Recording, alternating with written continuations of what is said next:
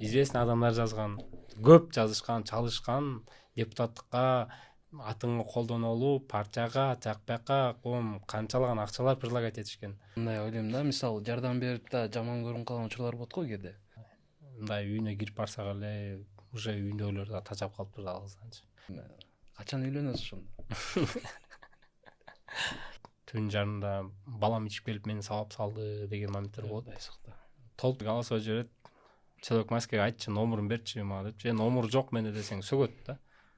Неге жок, өлүп баратасың, человек масканын номерун таап бер депчи. Мындай карап көрсөм, Аскар менден өткөн бир 10 эсе мындай харизматичный экен да. Буну алып кетиш өтө оор нерсе болчу.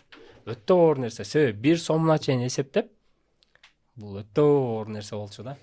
Кээ бирки инсандар мындай өзүн принцип коюп мамлекеттен эчтеке албайм дешет да. Сизде да ошондой болдубу же чакырышкан жок? Кандай болду бул жагы? Сыйлык боюнчабы? Сизди көрбөдүк да. Бийдик.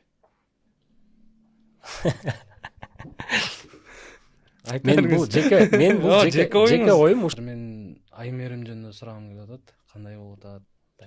Титиреп калган да. Жок, күйөөм көрүп калбасын. Эшикке да ачкан күйөөм көрүп калбасын, Жөн гана элестетип көрөлү. Мисалы сизге айтса, бир тилегиңди айт, азыр кабыл болот десе.